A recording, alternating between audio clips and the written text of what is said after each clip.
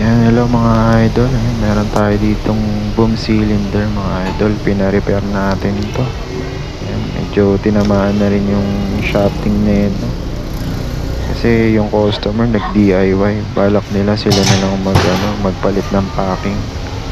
Kaso, bara-bara yung pagsungkit. Ayan. Tulad nito, yan. May spacer pa yan dyan sa may loob. Kaso, napingkog nila.